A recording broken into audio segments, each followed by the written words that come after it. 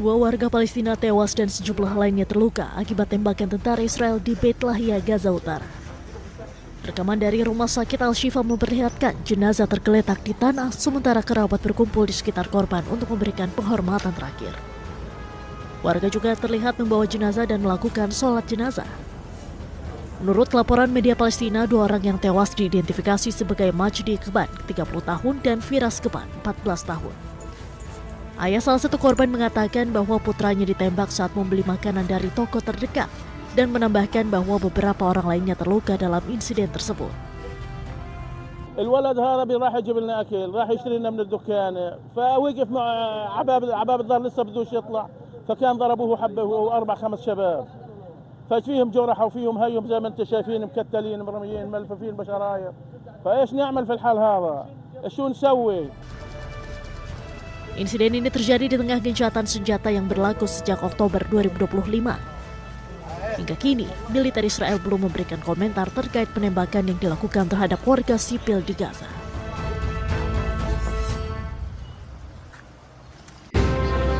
Tidak cukup aku yang WNI, anak-anakku juga harus WNI juga.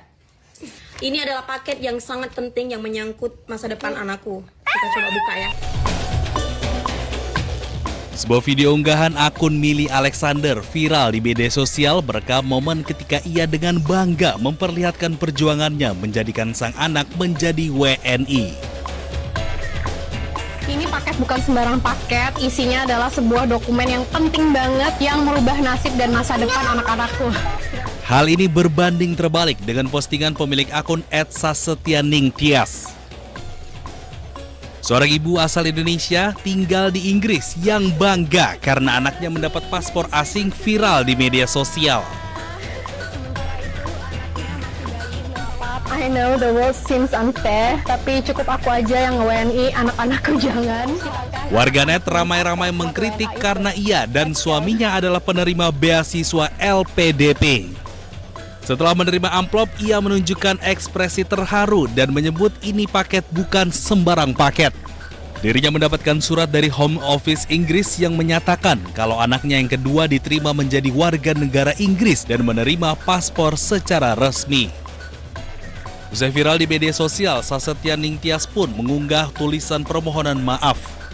Ia menyebut video tersebut dibuat sebagai bentuk rasa kecewa dan frustasi sebagai WNI terhadap kondisi Indonesia hari ini. Ini paket bukan sembarang paket, isinya adalah sebuah dokumen yang penting banget yang merubah nasib dan masa depan anak-anakku.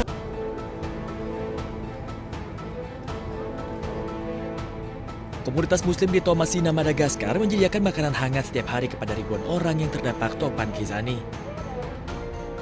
Badai ini meninggalkan kerusakan yang cukup parah bagi lebih dari 423.000 orang. Para sukarelawan menyiapkan panci masak besar dan menyajikan makanan kepada keluarga dan anak-anak yang terdampak yang berbaris sambil memegang wadah kosong mereka. Sedikitnya 3.000 makanan disediakan untuk warga terdampak selama 30 hari penuh di dalam bulan Ramadan.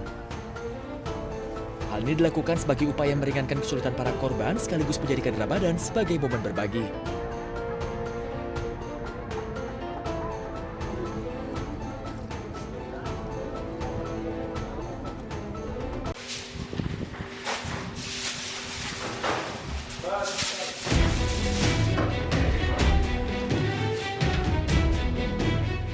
Dapur umum yang dikelola oleh Asosiasi Kebudayaan dan Seni Al-Ruwad kembali melayani warga di kamp pengungsi Aida Bethlehem, tepi barat Palestina. Tampak para relawan menyiapkan hidangan untuk selanjutnya didistribusikan langsung ke warga setempat. Menu yang disiapkan diantaranya nasi dengan daging, sup hingga hidangan penutup berbahan dasar kurma. Dapur umum tersebut menyiapkan antara 500 hingga 800 porsi setiap harinya. Makanan dikirim langsung ke warga tanpa memotret penerima dan nama penerima tetap dirahasiakan untuk melindungi privasi dan martabat mereka. نحن نوصل الطعام للأسر ولا نسمح لأي شخص أن يأتي إلينا يتناول الطعام. الطعام بيروح للأسر بطريقة محترمة مع حفظ كرامتهم. فريق ما عندنا فريق هو يقوم بعملية التوزيع.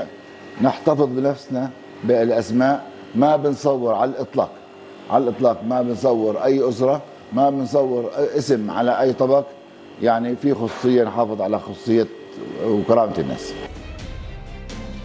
Inisiatif ini telah menjadi penyelamat bagi banyak keluarga rentan, terutama di tengah memburuknya kondisi ekonomi di tepi barat.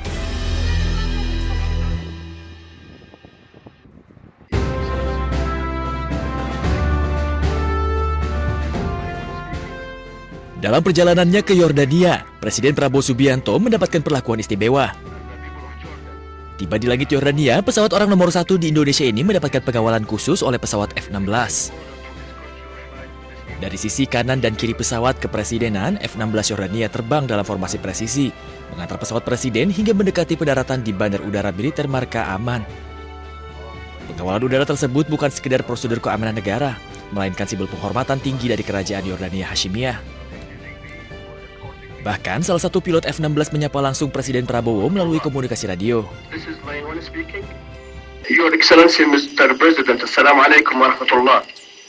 This is Line 1 speaking.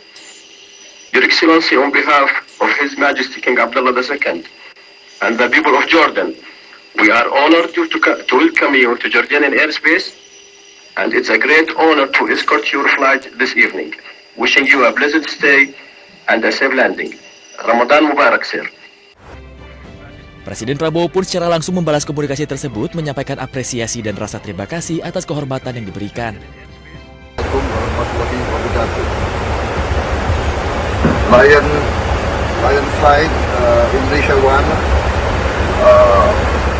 This is President Prabowo Subianto of Indonesia.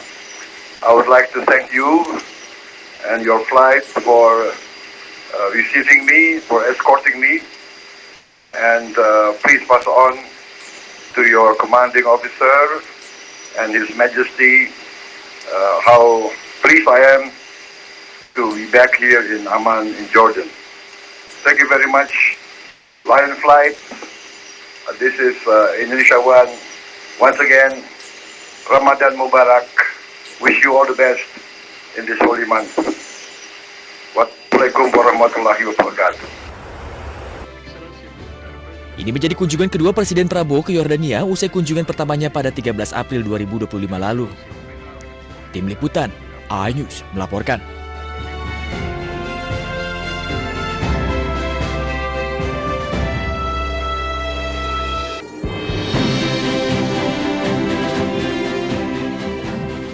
Setibanya di Yordania, Presiden Prabowo bertemu Raja Abdullah II di Istana Basman.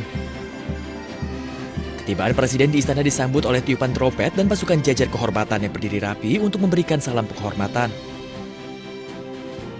Kedatangan Presiden Prabowo disambut langsung oleh Raja Abdullah II bersama putra mahkota Kerajaan Yordania Hashimiyah, Al-Husain bin Abdullah II.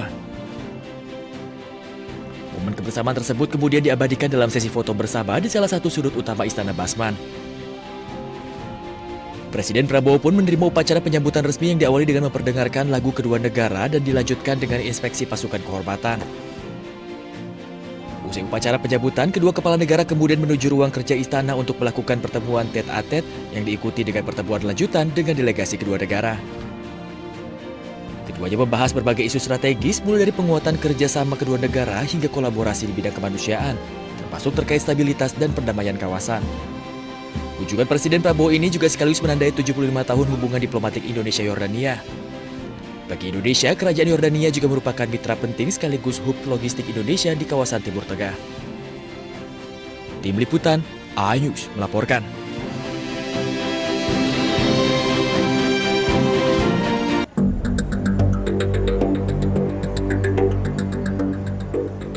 Bandara-bandara di kota New York menghadapi pembatalan penerbangan yang meluas selama akhir pekan karena badai musim dingin.